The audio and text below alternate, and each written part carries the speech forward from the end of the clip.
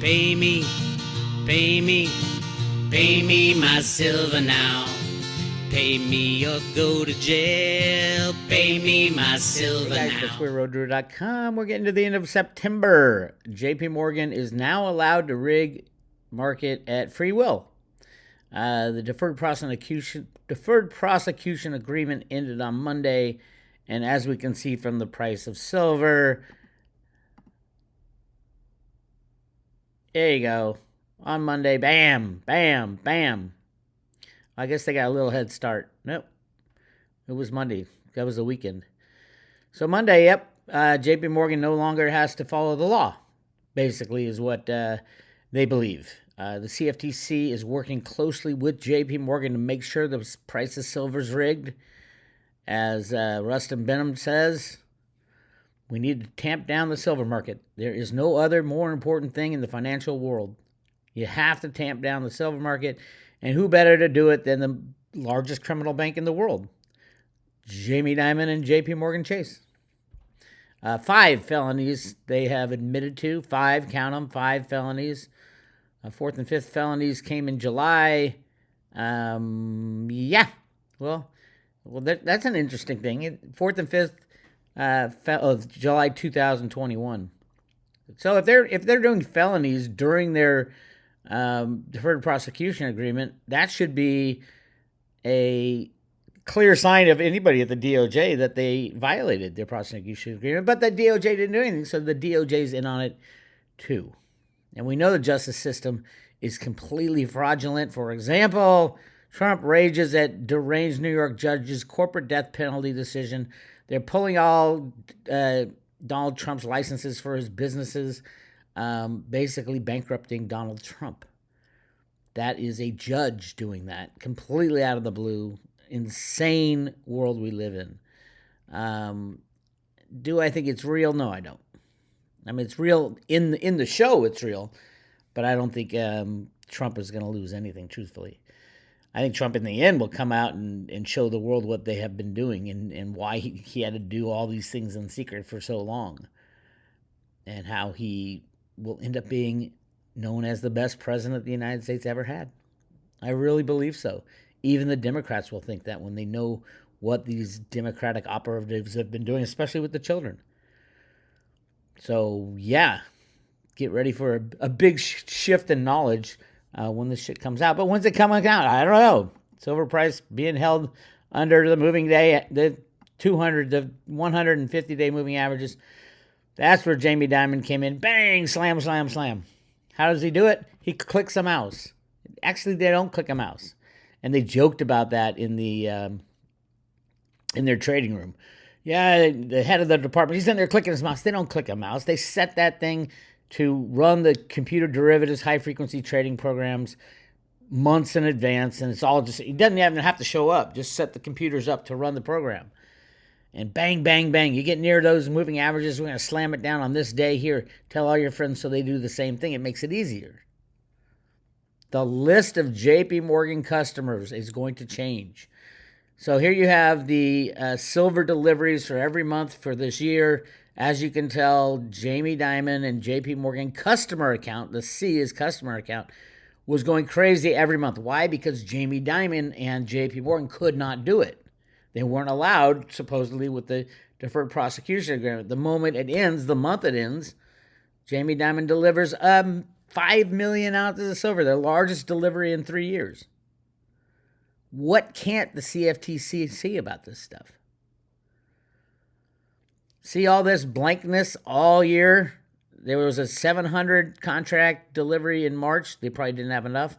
And 367, and here's the 1,000. That's 5 million ounces. All these before the deferred prosecution agreement had huge numbers in them every month. And JP Morgan customers had barely anything.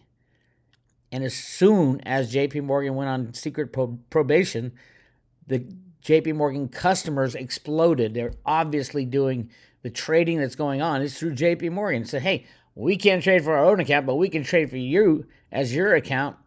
Give us all your we'll tell you what we need to do to save the system, is basically what they're saying. So it's embarrassing, but it's true. But everything JP Morgan does is embarrassing. Remember when Jamie Dimon called out and he said, I'm going to fire any Bitcoin trader. Remember that? Any Bitcoin trader. I'll fire any trader in a second for trading Bitcoin. This was September 12th, 2017. Why did Jamie Dimon do that? I've been screaming for a long time that Jamie Dimon would be the worst trader ever. Just do the opposite of what he says is going on. So in September of 2017, it was reported that Jamie Dimon said it live in an interview. He's going to fire anybody who trades Bitcoin shit, blah, blah, blah. And then we find out that, yes, JP Morgan traders were trading Bitcoin in the UK because the price was slammed after Jamie Dimon said this. And we can see it right here in 2000. What was it? Wait, what was the date? 2017. September of 2017 is right. Here we go. Bitcoin was trading at about $4,500. They slammed it initially, that little slam right there, and then bought massive amounts. And it tripled in the next few months. Tripled by the end of December. So Jamie Dimon said this specifically to scare people away from cryptos so that Jamie Dimon and friends could get cheap cryptos. Fast forward to today. Where is it? Hang on. Oh, man. Let's see. UK, JP Morgan, crypto.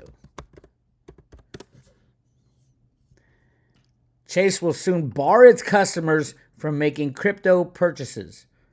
Chase UK, JP Morgan Chase in the UK will soon bar its customers from making crypto transactions due to uptick in scams.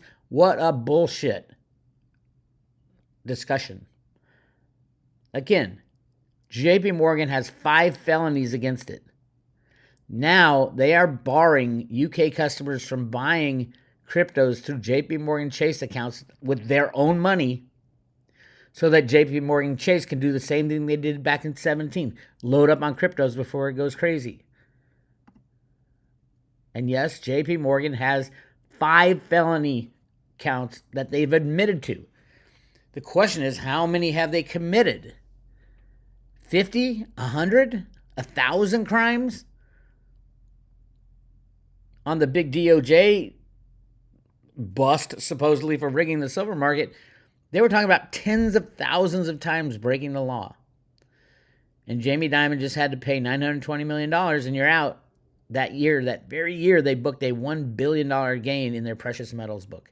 That came out in the trial of a couple of their flunkies that they, it's his fault. It's the trader's fault. It's not Blythe Masters' fault, who ran the department. Whatever happened to her? It's not Jamie Dimon's fault, who they reported directly to. And then the 2 head traders, did they go to jail? Yeah. How long did they go to jail for? Less than a year. And I'll guarantee you they got richly paid for that. A wonderful buyout package from Jamie Dimon and friends. This is an insane world we live in. Robert Kiyosaki said, bye-bye Bitcoin in the US dollar. Citibank announced today it's offering bank blockchain technology to turn institutional savings into Citibank tokens, which could be used for instantaneous 24/7 cross-border transactions. Bye-bye Bitcoin and US dollar?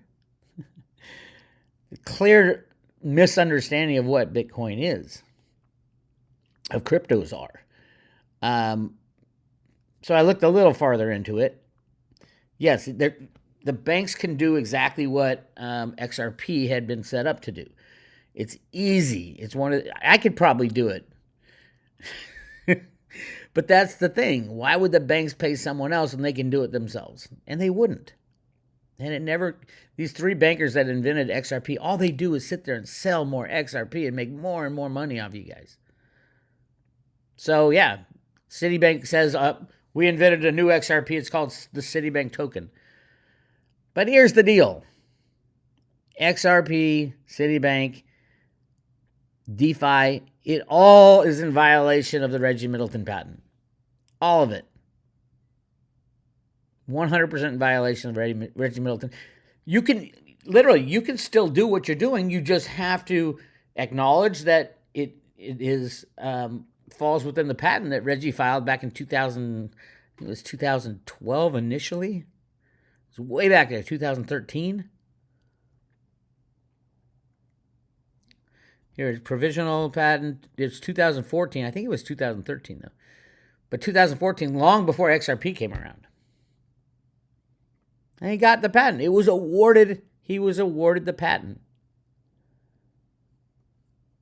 So this is clearly cross-border swaps. That's clearly, and I mean, Reggie explains how to do that with cryptos back then in his patent.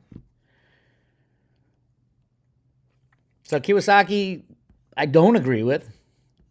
How would this kill Bitcoin? It's got nothing to do with Bitcoin. Bitcoin is a standalone, decentralized currency.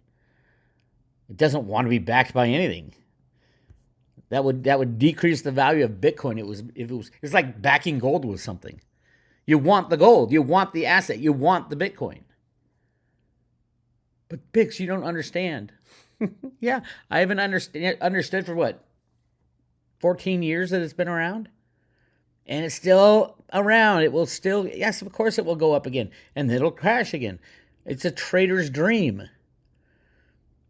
When the banking system goes down, you're not going to know what the price of Bitcoin is, or any crypto, or silver, or gold.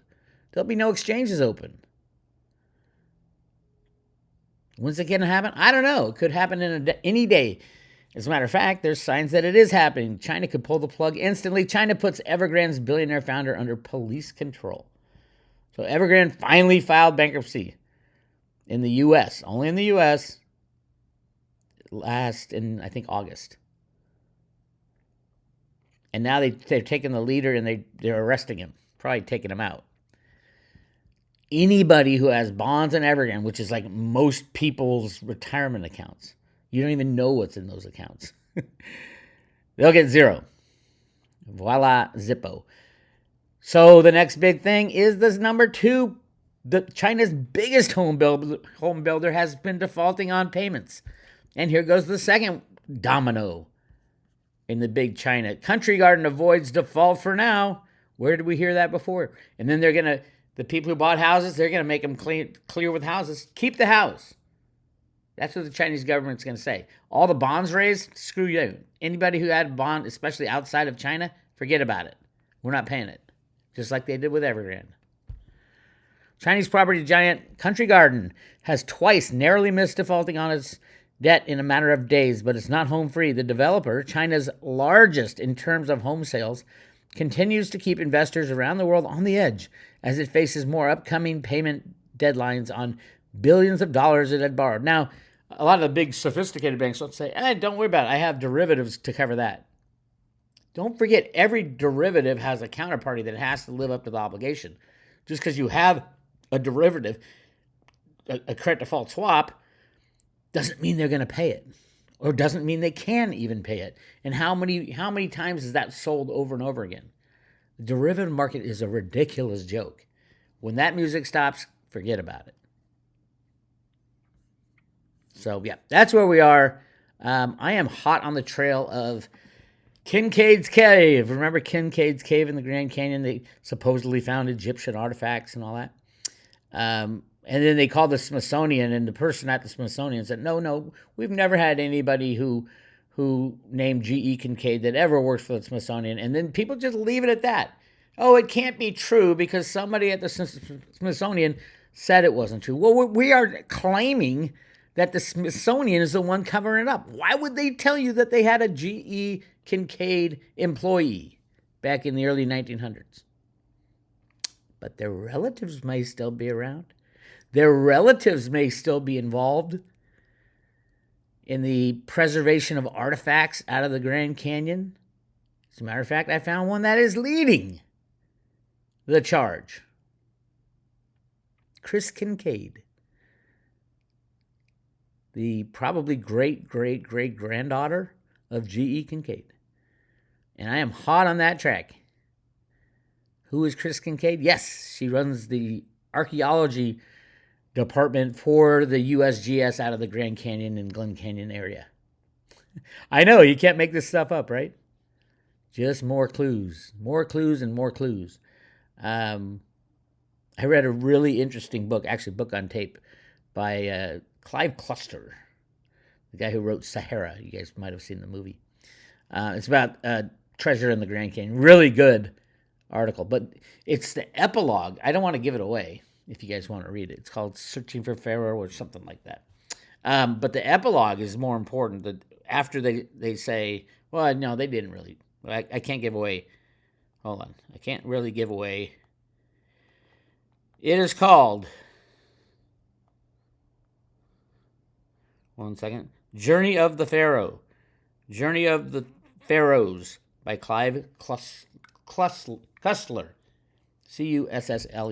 Go check it out. Really interesting. I mean, it's a action pack. It's kind of like Sahara, the movie. He wrote that book, Sahara. But it deals in the Grand Canyon at the end there. And then the epilogue is what I'm really interested in, because I think that's what really happened. So, yeah, very exciting times to search down. Where's the money going to come from? Where is the... Oh, let's take a look at the U.S. Mint, actually. U.S. Mint production. Let's see if they've done anything outstanding. They should have over 3 million ounces produced this month if they are on track. Anything less than that, sorry, you are cheating and lying again. So let's find out. And the winner is, no, they have not done anything in 2 weeks. Ventures Gibson was on the comeback. So this is bacon. If we go all of September without 3 million Silver Eagles made, that affirms that the Jake, what was his name? I got it written down. The head of the Silver Eagles sales said, we need more Silver Eagles, and was told by senior management, what's the least amount you can sell? And then he got 4 million extra. Well, I think that 4 million is up this month.